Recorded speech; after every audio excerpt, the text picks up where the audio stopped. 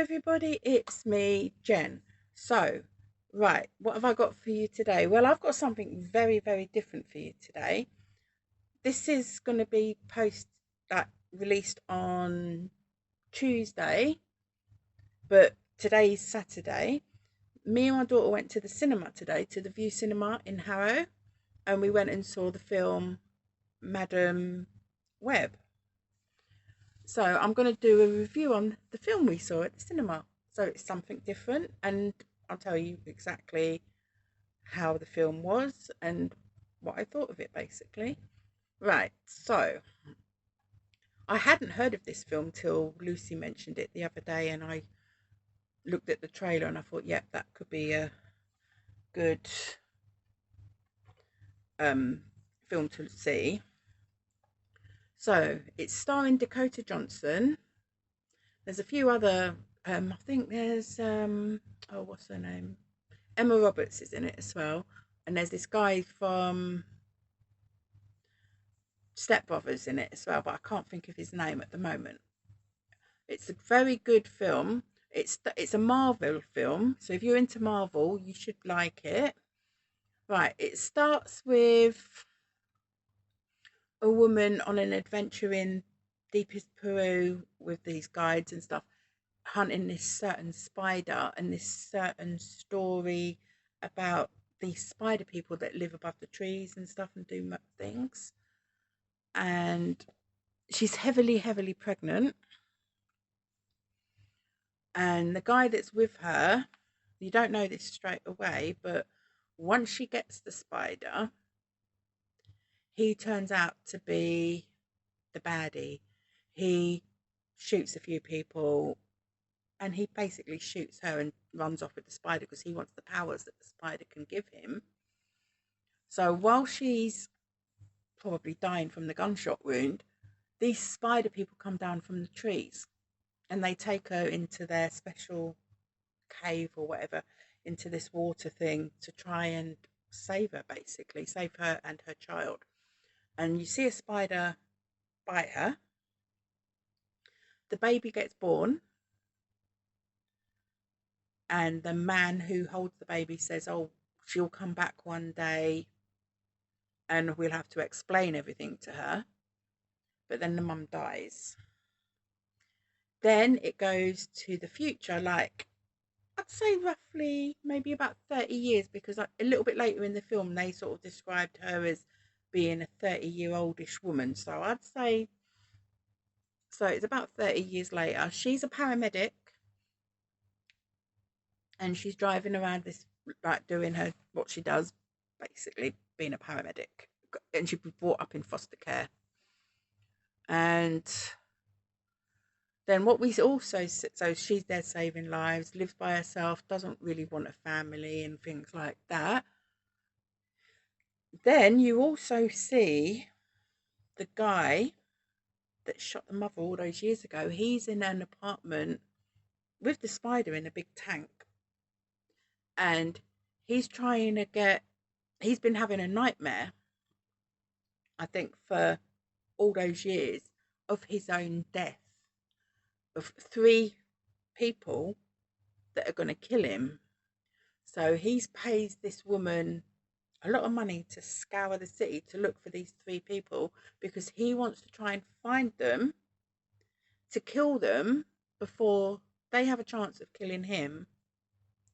So the way he gets it is he gets this thing from a woman, but he kills her first to get it, like her ID. He kills her with this spider venom or something that sort of stops your heart. And so they find out these three girls, and they're only teenagers, schoolgirls, and that. So he wants to find them and kill them before they have a chance of growing up and killing him. So goes on a mission to look for them. So while he's trying to do that, the main character Cassie, who I told you about, is the baby of the woman who died at the beginning. Um, she's rescuing someone from a car crash or something, but she falls into the water, and when she falls into the water, it triggers something, and all weird things starts happening in her head, and basically she starts seeing things happening before they happen. So when they happen, then it goes back to before it happens, and she's like, huh? I've been there, I've already been here, I've done that before. So, and it freaks her out a little bit. It's like, why am I seeing these things? And so that happens a few times in the film, like especially when there's a big fire at a warehouse later on, and she sees an accident happening with one of her colleagues where a truck goes straight into the ambulance and he dies. And she does try to stop him doing it, but she can't, and it happens. She goes to the doctors for tests, and they say, no, there's nothing wrong with you, you're fine, you're absolutely fine. But then she starts piecing together things, like, because she's obviously got her mum's things from when her mum died, like her mum's journal about all the spider hunting and stuff, um and her mum's name and everything, so she knows about that. um then she's at this station going somewhere, and the three young girls individually get onto this train, but she sees this man, the guy I told you about, with his own powers, come on and kill them, basically. So, and then it sort of skips back again to before that happened. So she's like getting all the three girls, says, look, get off, get off, get off. You need to get off this train now.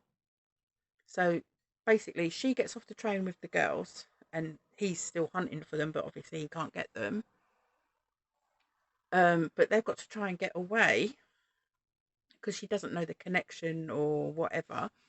So she gets away, but then when the police put out an all alarm for what happened, they're not looking for him, they're looking for her because they think that she's abducted three young girls.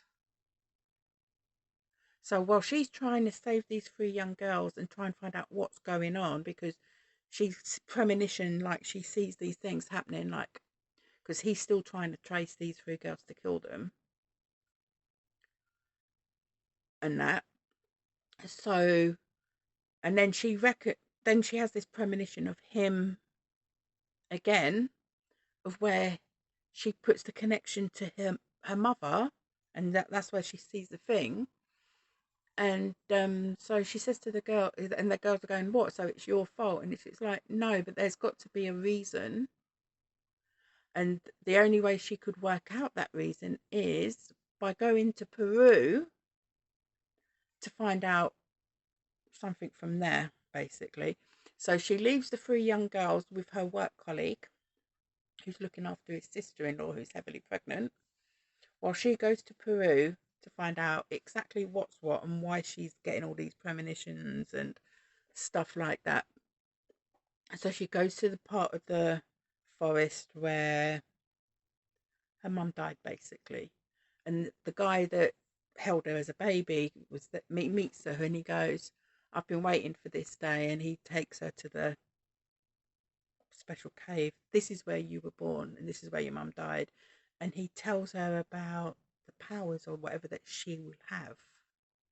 Obviously, not the strong spider powers, but her mind powers and stuff as well. And he says things to her like what she can achieve and that. So obviously, then, because he shows her something, he pushes her into the water and he shows her exactly what happened before she was born with her mum, because she thinks it was only after she was born that she got these powers or whatever. She goes, no, there was something before you were born as well.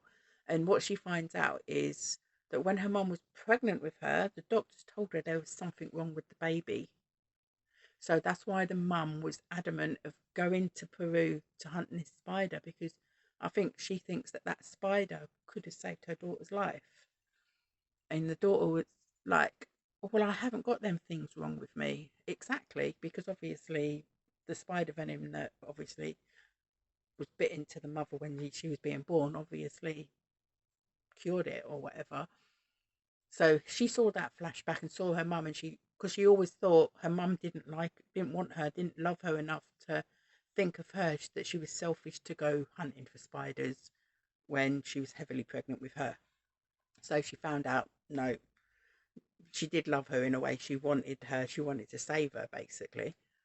So then she goes back to get to the girls to sort of try and sort out this problem and try and sort out the guy, Ezekiel, I think his name was. Really nasty guy. He was trying, like I said, he was trying to kill the young girls, and he killed loads of other people in the way to try and get to them as well.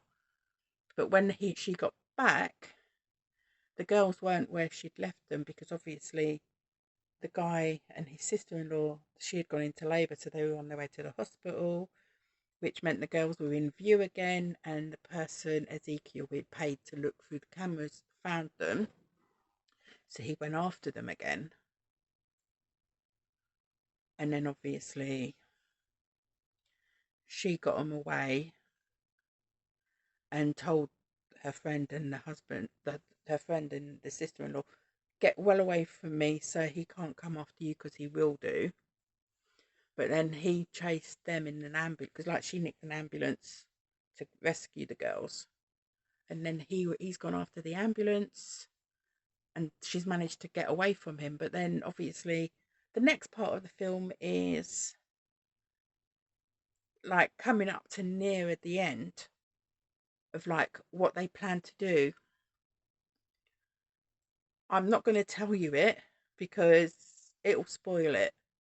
If you want to see the film, I would suggest you definitely go to the cinema to see it, because yeah, it is a very good film. A very good film.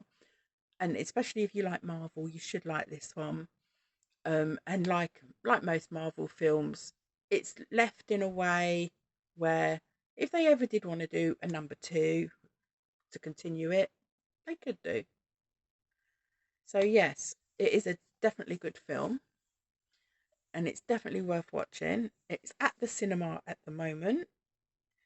If you've got the money to treat yourself to the cinema, I would suggest definitely. It's a 12A, so any kids under 12 are only allowed with adults, because there is a little bit of tiny bits of blood and stuff like that. Nothing major, but some young kids might not like that.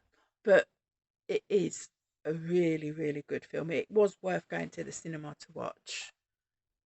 Um, so that's my film review of a film from the cinema.